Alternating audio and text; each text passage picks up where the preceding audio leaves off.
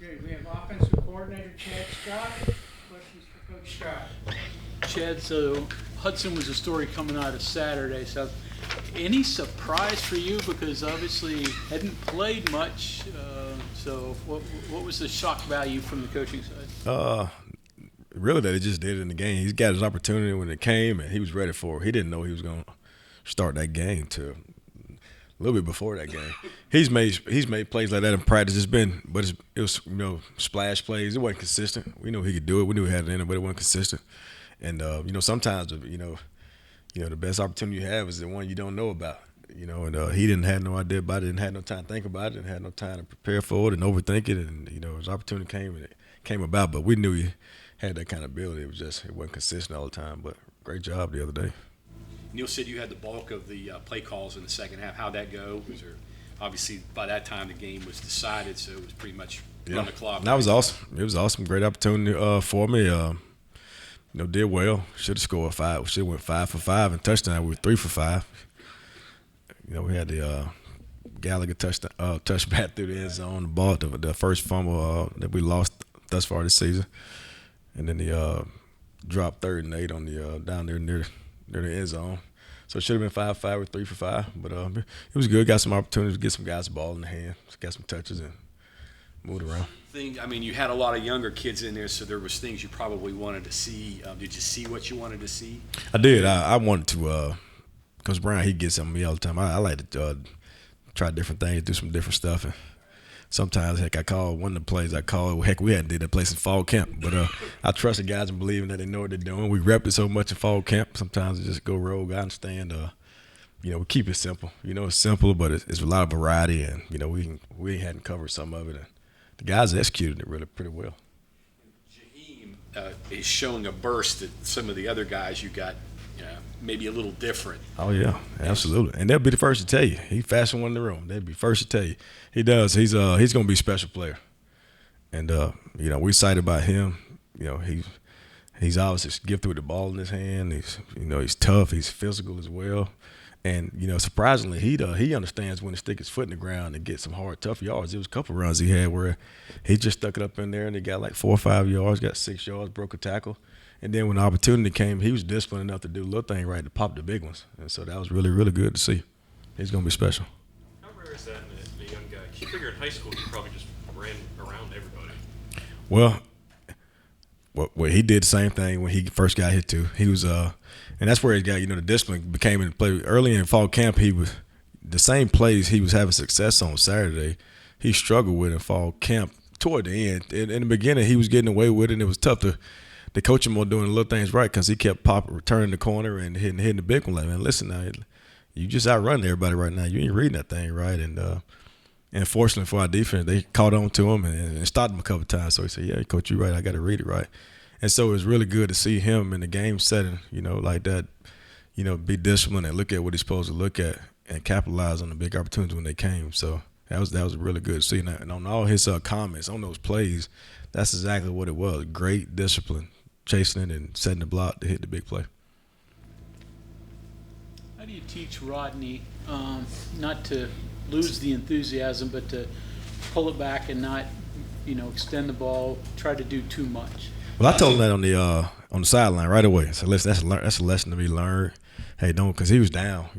He cares. It means something to him. He was down. Obviously, wanted to score. I said, obviously you need, unless it's a last play of the game, 4th down, 2-point conversion. You don't want to stick that ball out. And I always emphasize to those offensive guys. It's a fine line. You got guys like Rodney. Especially with the ball in his hand as well. We don't ever want to take away their creative ability. We call it play to be called, but you love to. With the talent some of these guys have to be able to take the play you call and do something special with it and make something special happen, be an explosive play or touchdown. And he has that kind of ability. So, told him at the time, hey, listen, pick your chin up, lift your head up, don't do it in those particular situations and, make the next play, but don't be scared to go make another play. Is there ever anything in you as a coach where you try to make sure guys, because we talked a lot about getting up for a big game like this, where they don't get maybe too up for the game, and then you have moments like that occur? Not really. It's a rivalry week, so it's hard to kind of tell them guys not to get too fired up for it. To be honest with you, particularly being that this will be the last time we play them, I guess, for a while. So hard to tell them to not to get up for it. So A guy like Rodney though, because he just had that moment against Duquesne, but he's from like the middle of this rivalry. His Right. sister obviously cheerleader. Gotcha. Well, for me, I'm all for him getting all riled up for it, to be honest with you. We need it. We got to have a great week of practice. That's a challenge for us this week, to have a great week of practice. So I'm all for him getting all riled up for it. We got to, within doing that, though, we got to continue to do the little things right. I talked about it today is, not focusing on the result, but focusing on the action that produced the result. So, with all the anxiety and excitement, which we need it, and it's great, and to get us off to a great start, do the little things that it takes to create those big plays we all want. Narduzzi's known pressure. That's his deal, and plays that 4-3 defense, the old school Right. style. What jumps out with you when you watch Pitt's defense? Just aggression. The aggression, and we're prepared for it. That was the beauty of having an opportunity to open up Penn State to start. They gave us an aggressive defense that brought similar blitzes and similar aggression and same mindset to get you off schedule, get you behind downs, and get you in third and long situations. And thus far, we've done a phenomenal job between the backs and the O-line, communicating and executing it and picking it up. So we're ready for it. If you ID things right and you do it, there are opportunities to hit big plays. Absolutely. We talk about being scrupulous and situational play, man. Be disciplined, see what you're supposed to see, treat, those, we call scrupulous and situational play, whether it be short yardage, goal line, pressure downs where we know they're going heavy blitz, particularly like for versus run situations, to read it as if it's 1st and 10 in the open field and they get two guys in the gap and you capitalize and you discipline to see what you're supposed to see. It could be a big one, and we've had that in the past, so they understand that. Based on what you saw in camp and maybe what you haven't seen so far, what difference is Horton maybe make to your passing game and just the offense in general? Say it one more time. Horton, if he comes back, what half of the difference? Hey, Horton, we had Horton out there today. We did some extended football for some guys like Horton who's just coming back, and Nico Marchio threw a ball. He probably threw a little too early. It looked like it was going to be severely overthrown, and Horton stuck his foot in the ground and took off to go get that thing, man. It was pretty impressive. So I'm excited to have that kid back. I mean, he got some different speed. He got scary speed. So excited to see him come back. He got some fresh legs with his speed. That's going to be scary, but really excited about him. Other young guys you saw? You mentioned several of them there. Yeah, so Johnny Williams had a really good game as well. Yeah. Johnny Williams played really well, looked really good, was physical, did a great job, comboing and climbing to the second level, which is really good to see. DJ Oliver came in, got some tough yards. Sully Weedman did a great job, played really physical as well, and obviously Jaheim and then Rodney. So that was good to see. It was good to get those guys some work, and they were ready for it. They weren't nervous for the moment. And then the biggest thing, obviously, other than the fumble there in the end zone, they did a great job taking care of the ball. Heck, DJ was so nervous. I don't know if y'all saw DJ. He was like cradling the ball the whole time. Like, hey, DJ, you relax, man. Run natural, and then when you get in traffic, cuff the ball is what we call it. Those protection drills are working, I guess. Ain't no doubt. He said, Coach, I just didn't want to fumble that ball. We talk about ball security every day, so I was nervous. So he was running around cradling the ball the whole time. The guy was giving him a tough time. Was it hard for DJ not to get that touchdown, and then Nico runs it in on the option? No, not really. That he's a soft-spoken, selfless kid.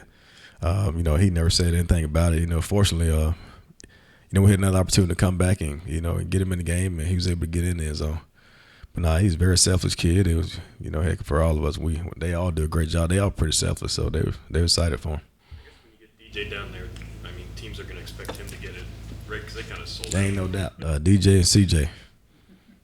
Yep, DJ. I told Jaheim, I told him today, so you better score from afar. And you got about the 20-yard line. That's about your cutoff point. Looking at Pitt's defense, they're not super huge. I think their backup zero is probably their biggest guy up front. Quickness, what do? They do a lot of movement, a lot of different things, different looks. They blitz a lot. And they move around quite a bit stunt wise, but they blitz a lot and try to confuse you up front with the blocking schemes and whatnot. Okay. biggest rivalry game that you've been a part of, player or coach, and how did last year's atmosphere compare to some of those? Player, coach, biggest atmosphere. Yeah, I would say so. That atmosphere last year was unreal. It was times in that stadium. I've been to the Steelers Stadium several times just for a Steelers game, and that atmosphere, and I was surprised at how loud it was. It was extremely loud in there, down there in that football field. It was tough to hear sometimes at certain point times of that game. So definitely the biggest one, no question, that I've been a part of. And so that's why I was saying, like, keeping these guys, energy levels down this week gonna be tough to do. You were So. in C for a while in Kentucky both, right? So I was, but none of those atmospheres either? The North Carolina Duke, that's more of a basketball, different rivalry. We didn't really see the Dukies as a football rivalry. And NC State was tough, really good one as well. Coach Brown talked about trying to calm Garrett down. When you have an emotionally charged game like this, how do you try and do that, especially early? It's tough. I think the best way to do it is get him involved early, whether that be a quarterback call, run play, or him having the opportunity to scramble and get himself hit. But we got to find a way to either get, like I said, get him an easy completion, get him a quarterback call run, just got knock the jitters out of him. But again, we had the opportunity, and I'm saying this too because in the Penn State game, going looking back at some things that we could have done to help him, with that was get a quarterback call run or easy completion to kind of get him going. But we're going to need him to have that same energy and keep that energy. That's the biggest thing, keep that energy. What did you think of the way that he kind of handled himself in some of the drops or the misfiring plays early? Great. I said that to staff yesterday. He did a phenomenal job of doing that. Like, he didn't soak. He didn't hang his head. He came on the sideline and told those guys, hey, we'll get the next one. It might have been a player that came to him and said, man, we got to make those plays. And I overheard him saying, that's fine, they'll get it. He said this week, they'll get it.